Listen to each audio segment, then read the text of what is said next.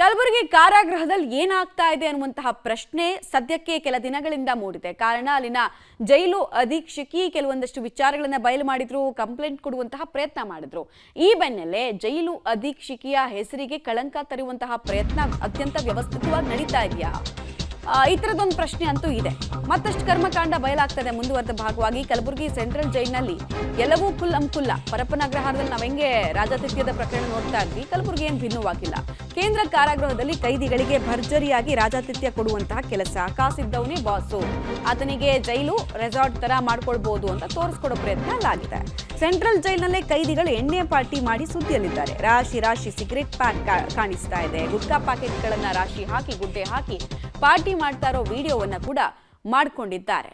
But ಪ್ರಶ್ನೆ ಇರೋದು, ಈಗ ಸದ್ಯಕ್ಕೆ ನಿಮಗೆ ಅದಕ್ಕೆ ಸಂಬಂಧಪಟ್ಟಂತಹ ವಿಡಿಯೋವನ್ನ ಕೂಡ ನಾವು ತೋರಿಸ್ತಾ ಇದ್ದೀವಿ. ಒಂದು ಯಾವ ಡೇಟಲ್ಲಿ ಪಾರ್ಟಿ ಮಾಡ್ತಾ ಇದ್ದೀವಿ ಅಂತ ತೋರಿಸ್ಕೊಡೋ ಪ್ರಯತ್ನ, ಅಂದರೆ ವೈರಲ್ ಮಾಡೋ ಉದ್ದೇಶದಿಂದಲೇ ಫಸ್ಟು ಡೇಟ್ ತೋರಿಸಿದ್ದಾರೆ. ನಂತರ ಅಲ್ಲಿ ರಾಶಿ ರಾಶಿ ಸಿಗರೆಟ್ ಪ್ಯಾಕೆಟ್ ಇರೋದನ್ನ ನೀವು ಗಮನಿಸ್ತಾ ಇದ್ದೀರಾ. ಗುಟ್ಕಾ ಪ್ಯಾಕೆಟು ಇದನ್ನೆಲ್ಲ ಗುಡ್ಡೆ ಹಾಕಿದ್ದಾರೆ. ಆ ಡೇಟಲ್ಲಿ ಹಿಂಗೆ ನಾವು ಪಾರ್ಟಿ ಮಾಡಿದ್ದೀವಿ ಅಂತ ತೋರಿಸ್ಕೊಂಡಿದ್ದಾರೆ. ಕೇಡಿ ಕೆಲಸವನ್ನ ಜೈಲಿಗೆ ಹೋದ್ಮೇಲೂ ಕೂಡ ಕೆಲ ಕೈದಿಗಳು ಮುಂದುವರಿಸಿರೋದು ಗೊತ್ತಾಗ್ತಿದೆ. ಇದನ್ನ ಯಾಕೆ ಡೇಟ್ ಎಲ್ಲ ತೋರಿಸ್ಬಿಟ್ಟು ಹಿಂಗೆ ಪಾರ್ಟಿ ಮಾಡ್ತಾ ಇದ್ದೀವಿ ಅಂತ ವಿಡಿಯೋ ಮಾಡ್ಕೊಂಡ್ರು ಅಂತ ಕೇಳಿದ್ರೆ ಯಾರನ್ನು ಕೇಳ್ತಾರೆ? ಈ ವಿಡಿಯೋ ವೈರಲ್ ಆದಾಗ ಯಾರನ್ನು ಪ್ರಶ್ನೆ ಕೇಳ್ತಾರೆ? ಯಾರ ತಲೆಗೆ ಇದು ಬರುತ್ತೆ, ಯಾರ ಕುತ್ತಿಗೆಗೆ ಇದು ಬರುತ್ತೆ? ಆಬ್ವಿಯಸ್ಲಿ ಅಲ್ಲಿನ ಜೈಲು ಅಧೀಕ್ಷಕಿಗೆ ಪ್ರಶ್ನೆಯನ್ನು ಕೇಳಲಾಗತ್ತೆ. ಅವರ ಮೇಲೆ ಆ್ಯಕ್ಷನ್ಗಳನ್ನು ಇಂಟರ್ನಲ್ ತನಿಖೆ ಆಗುತ್ತೆ, ಆ್ಯಕ್ಷನ್ಗಳನ್ನು ತೆಗೆದುಕೊಳ್ತಾರೆ. ಸೊ ನಮಗೆ ಸ್ಟ್ರಿಕ್ಟ್ ಮಾಡ್ತಾ ಇದ್ರಲ್ಲ, ಅವ್ರಿಗೆ ಬುದ್ಧಿ ಕಲಿಸೋಣ ಅಂತ ಹೇಳಿ ಪ್ಲ್ಯಾನ್ ಮಾಡ್ಕೊಂಡಂಗೆ ಕಾಣಿಸ್ತಾ ಇದೆ. ಇಲ್ಲಾಂದರೆ ಪಾರ್ಟಿ ಮಾಡೋರು ಪತ್ರಿಕೆಯ ದಿನಾಂಕವನ್ನು ವ್ಯವಸ್ಥಿತವಾಗಿ ಫೋಕಸ್ ಯಾಕೆ ಮಾಡ್ತಾರೆ? ಮಿನಿಮಮ್ ಅಲ್ವಾ? ಎಂಥವರಿಗೂ ಅರ್ಥ ಆಗುತ್ತೆ, ಚಿಕ್ಕ ಚಿಕ್ಕ ಮಕ್ಕಳಿಗೂ ಅರ್ಥ ಆಗ್ಬಿಡುತ್ತೆ. ಇದು ಬೇಕು ಅಂತ ಫ್ರೇಮ್ ಮಾಡಿರುವಂತಹ ವಿಡಿಯೋ. ಯಾವ ಡೇಟಲ್ಲಿ ಪಾರ್ಟಿ ಮಾಡ್ತಾ ಇದ್ದೀವಿ ಅಂತ ಪತ್ರಿಕೆಯನ್ನು ಹಿಂಗೆ ಓಪನ್ ಮಾಡಿ ಡೇಟ್ ತೋರಿಸಿ ಝೂಮ್ ಮಾಡಿ ಕ್ಯಾಮ್ರಾಮನ್ ವರ್ಕ್ ಎಲ್ಲ ಮಾಡಿದ್ದಾರೆ ಅಲ್ಲಿ ಕೆಲ ಕೇಡಿ ಕೈದಿ.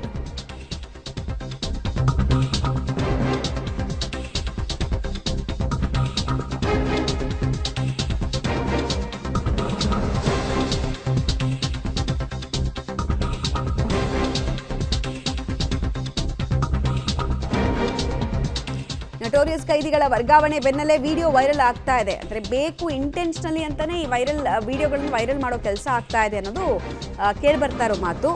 ಜೈಲು ಅಧೀಕ್ಷಕಿ ಟಾರ್ಗೆಟ್ ಮಾಡಿಕೊಂಡು ವಿಡಿಯೋವನ್ನು ರಿಲೀಸ್ ಮಾಡಲಾಯ್ತಾ? ಹಾಗಾದ್ರೆ 2 ತಿಂಗಳ ಹಿಂದಿನ ವಿಡಿಯೋವನ್ನು ಕೈದಿಗಳು ಈಗ ರಿಲೀಸ್ ಮಾಡಿದ್ದಾರೆ. ರಾಶಿ ರಾಶಿ ಸ್ಮಾರ್ಟ್ ಫೋನ್ಗಳ ರಾಶಿಯಲ್ಲಿ ವಿಡಿಯೋ ವೈರಲ್ ಆಗಿದೆ.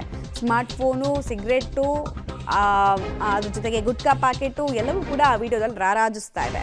ಮುಖ ಕಾಣದ ಹಾಗೆ ಕ್ಯಾಪ್ ಅನ್ನು ಧರಿಸಿ ವಿಡಿಯೋವನ್ನು ಕೈದಿಗಳು ಮಾಡಿದ್ದಾರೆ. ಸೊ ಇಂಟೆನ್ಷನ್ ಬಹಳ ಕ್ಲಿಯರ್ ಇದೆ. ಅಕ್ಟೋಬರ್ 14ನೇ ತಾರೀಕು ಜೈಲು ಮುಖ್ಯ ಅಧೀಕ್ಷಕಿಯಾಗಿ ಅಧಿಕಾರವನ್ನು ಡಾಕ್ಟರ್ ಅನಿತಾ ಅವರು ಸ್ವೀಕಾರ ಮಾಡಿರ್ತಾರೆ. ನೀವು ನೋಡಿ ಅಲ್ಲಿ ಪಾರ್ಟಿ ಮಾಡ್ತಾ ಇರುವಂತಹ ವಿಡಿಯೋ ಹೆಂಗೆ ವೈರಲ್ ಆಗಿದೆ ಅಂತ ಹೇಳಿ. ಬೇಕಾದಂಗೆ ಸ್ವೇಚ್ಛಾಚಾರವನ್ನು ಹೆಂಗೆ ಮಾಡಿಕೊಂಡಿದ್ದಾರೆ ಮತ್ತು ಇಷ್ಟೆಲ್ಲ ಅಕ್ರಮಕ್ಕೆ ಅವಕಾಶವನ್ನು ಅಧೀಕ್ಷಕಿ ಮಾಡಿಕೊಟ್ರು ಅಂತ ಅವ್ರು ತಲೆ ಕಟ್ಟುವಂತಹ ಪ್ರಯತ್ನ ಕೂಡ ಅಲ್ಲಾಗಿದೆ ಅನ್ನೋದು ಗೊತ್ತಾಗ್ತಾ ಇರೋ ವಿಚಾರ ಆಗ್ತಾ ಇದೆ. ನೋಡಿ ಅಲ್ಲಿ ಒಂದೊಂದು ಸೆಲ್ನಲ್ಲೂ ಹೆಂಗಿದೆ ಪಾರ್ಟಿ ಅಂತ.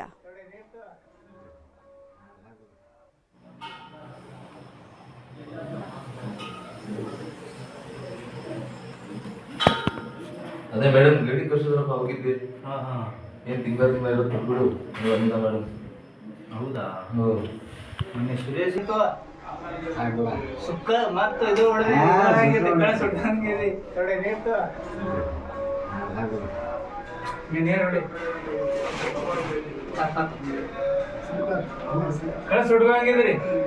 ಸುಡ್ರಿ ಹಂಗ ನಡೀತೆ ಕಳ ಸುಟ್ಟ.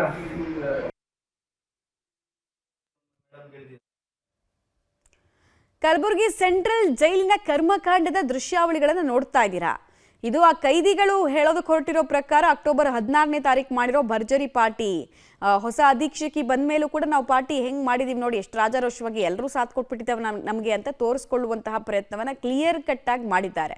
ಜೈಲು ಅನ್ನೋದು ಮನಪರಿವರ್ತನೆಯ ಕೇಂದ್ರ ಅಂತ ನಾವೆಲ್ಲ ಅಂದ್ಕೊಂಡಿದ್ವಿ. ಬಟ್ ಮನಪರಿವರ್ತನೆ ಕೇಂದ್ರ ಅಲ್ಲ. ಇನ್ನೂ ಕೇಡಿ ಐಡಿಯಾಗಳನ್ನು ಅಲ್ಲಿ ಹುಡುಕಿ ಯಾರ್ದಾದ್ರೂ ಪದಚ್ಯುತಿ ಮಾಡುವಂತಹ ಕೆಲಸ ಹೆಂಗೆ ಮಾಡ್ಬೋದು ಅನ್ನೋದನ್ನು ತೋರಿಸ್ಕೊಟ್ಟಂಗೆ ಕಾಣಿಸ್ತಾ ಇದೆ. ಬಟ್ ಹಾರಿಬಲಿ ಫೇಲ್ ಆಗಿದ್ದಾರೆ. ಬಿಕಾಸ್ ಎಂಥವ್ರಿಗೂ ಗೊತ್ತಾಗ್ಬಿಡುತ್ತೆ ಅದು ಡೇಟನ್ನು ಇಂಟೆನ್ಷನಲಿ ತೋರಿಸಿರೋದು, ವಿಡಿಯೋನ ಹಿಂಗೆ ಮಾಡ್ಕೊಂಡಿರೋದು ಎಂಥವ್ರಿಗೂ ಗೊತ್ತಾಗುತ್ತೆ ಏನು ಇಂಟೆನ್ಷನು ಅಂತ.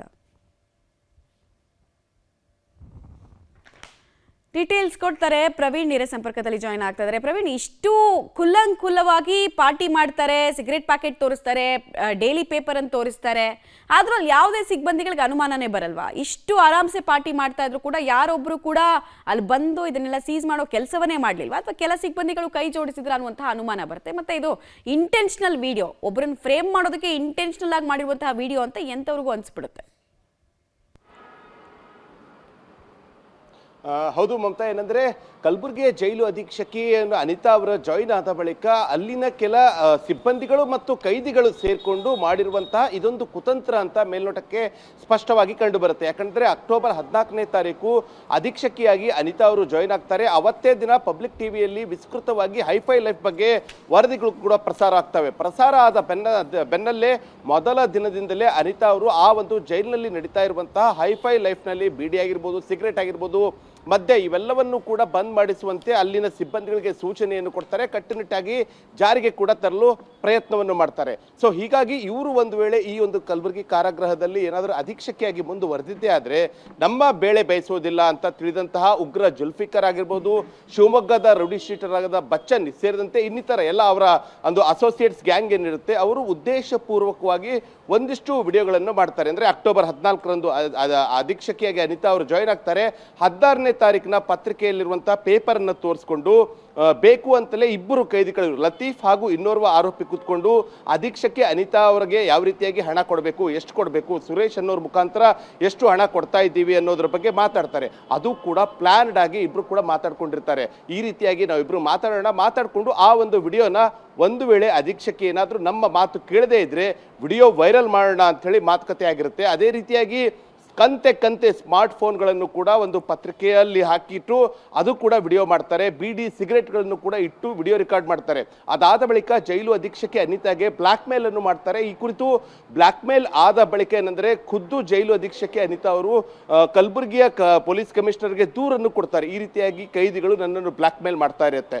ಇಷ್ಟೆಲ್ಲ ಆದ ಬಳಿಕವೂ ಕೂಡ ಯಾರ ಒಂದು ಕೈದಿಗಳ ಒಂದು ಬೆದರಿಕೆಯೂ ಕೂಡ ಬಗ್ಗದ ಅಧೀಕ್ಷಕಿ ಅನಿತಾ ಅವರು ನಿನ್ನೆ ಕಲಬುರಗಿ ಕೇಂದ್ರ ಕಾರಾಗೃಹದಿಂದ ಬಚ್ಚನ್, ಜುಲ್ಫಿಕರ್ ಸೇರಿದಂತೆ ಆ ಎಲ್ಲ ಕೈದಿಗಳು ಯಾರೆಲ್ಲರೂ ಕೂಡ ಅವರನ್ನು ಬ್ಲಾಕ್ ಮೇಲ್ ಮಾಡ್ತಾ ಇದ್ರು ಅವರೆಲ್ಲರನ್ನು ಕೂಡ ಬೆಳಗಾವಿಯ ಹಿಂಡಲ್ಗ ಆಗಿರ್ಬೋದು, ಶಿವಮೊಗ್ಗ ಸೇರಿದಂತೆ ಬೇರೆ ಬೇರೆ ಜೈಲಿಗೆ ಸ್ಥಳಾಂತರವನ್ನು ಮಾಡಿದ್ರು. ಸ್ಥಳಾಂತರ ಮಾಡಿದ ದಿನವೇ ಏನಂದ್ರೆ ಅಧೀಕ್ಷಕಿ ಕೂಡ ಯಾವ ರೀತಿಯಾಗಿ ಈ ರೀತಿ ಕರಪ್ಷನ್ ನಲ್ಲಿ ಇದ್ದಾರೆ ಅಂತ ತೋರಿಸೋದಕ್ಕೆ ಅವರು ಪ್ರೀ ಪ್ಲಾನ್ಡ್ ಆಗಿ ಮಾಡಿದಂತಹ ಎಲ್ಲ ವಿಡಿಯೋಗಳನ್ನು ಈಗ ಸೋಷಿಯಲ್ ಮೀಡಿಯಾದಲ್ಲಿ ಆ ಕೈದಿಗಳು ಹರಿಬಿಟ್ಟಿದ್ದಾರೆ. ಈ ಮೂಲಕ ತಮ್ಮ ಕಲಬುರಗಿ ಕಾರಾಗೃಹ ಆಗಿರ್ಬೋದು, ಬೇರೆ ಕಾರಾಗೃಹಗಳಲ್ಲಾಗಿರ್ಬೋದು, ನಮಗೆ ಏನಾದರೂ ಹೈಫೈ ಲೈಫ್ ಕಲ್ಪಿಸದೇ ಇದ್ರೆ ಈ ರೀತಿಯಾಗಿ ಅಧೀಕ್ಷಕಿಯರನ್ನೇ ಟಾರ್ಗೆಟ್ ಮಾಡ್ತೀವಿ ಅಂತೇಳಿ ಸ್ಪಷ್ಟ ಒಂದು ಮೆಸೇಜ್ ಕೊಡೋಕ್ಕೆ ಈ ಒಂದು ಕೈದಿಗಳು ಮಾಡಿದಂತಹ ಪ್ಲಾನ್ ಅಂತ ಹೇಳಿ ಸ್ಪಷ್ಟವಾಗಿ ಗೊತ್ತಾಗ್ತಾ ಇದೆ ಮಮತಾ.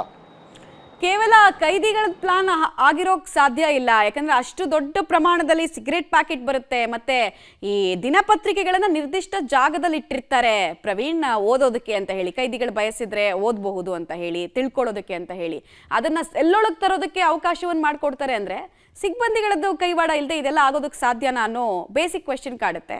ಓಕೆ, ಇದೆಲ್ಲ ವಿಡಿಯೋ ಎಲ್ಲ ವೈರಲ್ ಆದ್ಮೇಲೆ ಇಂಟರ್ನಲ್ ಎನ್ಕ್ವೈರಿ ಅಂತ ಏನಾದರೂ ಸ್ಟಾರ್ಟ್ ಮಾಡ್ಕೊಂಡಿದ್ದಾರಾ? ಏನೇನು ಮಾಹಿತಿ ಸಿಗ್ತಾ ಇದೆ? ಜೈಲು ಆಡಳಿತದ ಮಂಡಳಿ ಏನು ಹೇಳುತ್ತೆ? ಮಮತಾ, ಈಗ ಪ್ರಮುಖವಾಗಿ ಅಧೀಕ್ಷಕಿ ಅನಿತಾ ಅವರು ಒಂದು ದೂರನ್ನು ಏನು ಕೊಟ್ಟಿದ್ರು, ಆ ದೂರಿನಲ್ಲಿ ಕೇವಲ ಅಲ್ಲಿರುವಂತಹ ಕೈದಿಗಳಷ್ಟೇ ಅಲ್ಲ, ಕೈದಿಗಳ ಜೊತೆ ಇಲ್ಲಿರುವಂತಹ ಕೆಲ ಸಿಬ್ಬಂದಿಗಳು ಹಾಗೂ ಅಧಿಕಾರಿಗಳು ಕೂಡ ಆ ಕೈದಿಗಳ ಜೊತೆ ಕೈ ಜೋಡಿಸಿದ್ದಾರೆ, ಕೈ ಜೋಡಿಸಿ ನನ್ನನ್ನು ಬ್ಲಾಕ್ ಮೇಲ್ ಮಾಡ್ತಾ ಇದ್ದಾರೆ ಎಂಬ ಒಂದು ದೂರಿನಲ್ಲಿ ಸ್ಪಷ್ಟವಾದಂತಹ ಒಂದು ಅಂಶ ಕೂಡ ಇತ್ತು. ಅಂದ್ರೆ ಕೇವಲ ಕೈದಿಗಳಷ್ಟೇ ಅಲ್ಲ, ಇಲ್ಲಿರುವಂತಹ ಬಹುತೇಕ ಸಿಬ್ಬಂದಿಗಳು ಕೂಡ ಆ ಒಂದು ಕೈದಿಗಳಿಗೆ ಗುಟ್ಕಾ, ಸಿಗರೇಟ್, ಬೀಡಿ, ಎಣ್ಣೆ ಈ ಎಲ್ಲ ಮಾರಾಟಕ್ಕೆ ಅವಕಾಶವನ್ನು ಕಲ್ಪಿಸಿದ್ರು.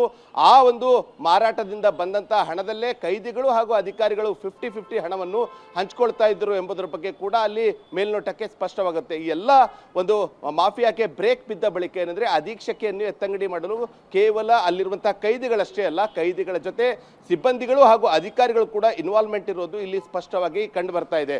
ಈಗ ಏನಂದ್ರೆ ವಿಡಿಯೋ ವೈರಲ್ ಆದ ಬೆನ್ನಲ್ಲೇ ಪ್ರಮುಖವಾಗಿ ಈ ಎಲ್ಲ ವಿಡಿಯೋಗಳನ್ನು ವೈರಲ್ ಆಗಿತ್ತು. ಈ ವಿಡಿಯೋಗಳನ್ನು ಖುದ್ದು ಅಧೀಕ್ಷಕಿ ಅನಿತಾ ಅವರಿಗೂ ಕೂಡ ಆ ಸಿಬ್ಬಂದಿಗಳು ತೋರಿಸಿದ್ರು. ಈ ರೀತಿ ಏನಾದರೂ ನಮಗೆ ಇಲ್ಲಿಂದ ಕಲಬುರಗಿ ಕೇಂದ್ರ ಕಾರಾಗೃಹದಿಂದ ಬೇರೆ ಕಡೆ ಶಿಫ್ಟ್ ಮಾಡಿದ್ದೇ ಆದರೆ ಎಲ್ಲ ವಿಡಿಯೋಗಳನ್ನು ಹರಿಬಿಡೋದಾಗಿ ಬೆದರಿಕೆಯನ್ನು ಹಾಕಿದ್ರು. ಆ ಒಂದು ಆಧಾರದ ಮೇಲೆ ಅವರು ದೂರನ್ನು ಕೊಟ್ಟಿದ್ರು. ಈಗ ಸದ್ಯ ಏನಂದರೆ ಕಲಬುರಗಿ ಕೇಂದ್ರ ಕಾರಾಗೃಹದ ಮತ್ತಷ್ಟು ವಿಡಿಯೋಗಳು ವೈರಲ್ ಆದ ಬೆನ್ನಲ್ಲೇ ಅಂದರೆ ಜೈಲಿನ ಮುಖ್ಯ ಅಧಿಕಾರಿಗಳು ಸೇರಿದಂತೆ ಜೈಲಿನ ಸೂಪರಿಂಟೆಂಡೆಂಟ್ ಸೇರಿದಂತೆ ಇನ್ನಿತರ ಅಂದರೆ ಎಲ್ಲ ಅಲ್ಲಿರುವಂತಹ ಸಿಬ್ಬಂದಿಗಳ ಮೇಲೆ ಯಾವ ರೀತಿಯಾದಂತಹ ಕ್ರಮ ಆಗುತ್ತೆ ಎಂಬುದು ಕಾದು ನೋಡಬೇಕಾಗಿದೆ. ಯಾಕಂದರೆ ಈ ಎಲ್ಲ ಆ ಒಂದು ಕೈದಿಗಳಿಗೆ ಒಂದು ಎಣ್ಣೆ ಸಪ್ಲೈ ಆಗಿರ್ಬೋದು, ಸಿಗರೆಟ್ ಸಪ್ಲೈ ಆಗಿರ್ಬೋದು, ಮತ್ತು ಅದೇ ರೀತಿಗೆ ಮೊಬೈಲ್ ಸಪ್ಲೈ ಆಗಿದ್ದು ಇವೆಲ್ಲವೂ ಕೂಡ ಜೈಲು ಅಧೀಕ್ಷಕಿ ಅನಿತಾ ಬರೋದಕ್ಕಿಂತ ಮುಂಚೆ ಕೂಡ ಸಪ್ಲೈ ಆಗಿರುವುದು. ಸೊ ಹೀಗಾಗಿ ಆ ಎಲ್ಲ ಸಪ್ಲೈ ಮಾಡಿದಂತಹ ಅಂದರೆ ಅಲ್ಲಿರುವಂತಹ ಸಿಬ್ಬಂದಿಗಳು ಯಾರೆಲ್ಲ ಸಿಬ್ಬಂದಿಗಳು ಈ ಒಂದು ಕೈದಿಗಳ ಜೊತೆ ಇನ್ವಾಲ್ವ್ಮೆಂಟ್ ಆಗಿದ್ದಾರೆ ಎಂಬುದರ ಬಗ್ಗೆ ತನಿಖೆ ಆಗಬೇಕಾಗುತ್ತೆ. ಸೊ ಹೀಗಾಗಿ ಏನಂದರೆ ಜೈಲು ಸಿಬ್ಬಂದಿಯ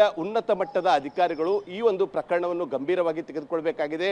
ಖುದ್ದು ಜೈಲು ಅಧೀಕ್ಷಕಿಗೆ ಬ್ಲ್ಯಾಕ್ ಮೇಲ್ ಮಾಡಲು ಕೈದಿಗಳಿಗೆ ಸಪೋರ್ಟ್ ಮಾಡಿದಂತಹ ಅಲ್ಲಿನ ಸಿಬ್ಬಂದಿಗಳಾಗಿರ್ಬೋದು ಮತ್ತು ಅಧಿಕಾರಿಗಳಾಗಿರ್ಬೋದು ಯಾರೆಲ್ಲ ಸಪೋರ್ಟ್ ಮಾಡಿದ್ದಾರೆ ಎಂಬುದರ ಬಗ್ಗೆ ತನಿಖೆ ನಡೆಸಿ ಅವರ ವಿರುದ್ಧ ಕೂಡ ಕ್ರಮಕ್ಕೆ ಜೈಲಿನ ಮುಖ್ಯ ಅಧಿಕಾರಿಗಳು ಈಗ ಮುಂದಾಗಬೇಕಾಗಿದೆ.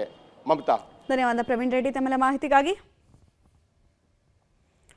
ವಿಜುವಲ್ಸ್ ಗಮನಿಸ್ತಾ ಇದ್ದೀರಾ, ಅನೇಕ ಪ್ರಶ್ನೆಗಳು ಸದ್ಯಕ್ಕೆ ಮೂಡ್ತಾ ಇದೆ. ಒಂದು, ಏಕಕಾಲಕ್ಕೆ ಅಷ್ಟೊಂದು ಮೊಬೈಲ್ಗಳನ್ನು ಈಗ ಅನಿತಾ ಅವರೇ ಬಿಟ್ಟರು ಅಕ್ರಮ ಮಾಡೋದಕ್ಕೆ ಅಂತ ಫಾರ್ ಆರ್ಗ್ಯುಮೆಂಟ್ ಸೇಕ್ ನಾವು ತಗೊಂಡ್ರು, ಅಷ್ಟೊಂದು ಮೊಬೈಲ್ಗಳನ್ನು ಏಕಕಾಲಕ್ಕೆ ಹೆಂಗೆ ಒಳಗಡೆ ಬಿಟ್ಕೊಂಡ್ರು? ಇತರೆ ಪ್ರಾಮಾಣಿಕ ಸಿಬ್ಬಂದಿಗಳು ಅವರಲ್ಲಿ ಯಾರಾದರೂ ಒಬ್ರು ಪ್ರಾಮಾಣಿಕರು ಇರಬೇಕಾಗಿತ್ತಲ್ಲ, ಅವ್ರು ತಡಿಬೋದಾಗಿತ್ತಲ್ವಾ?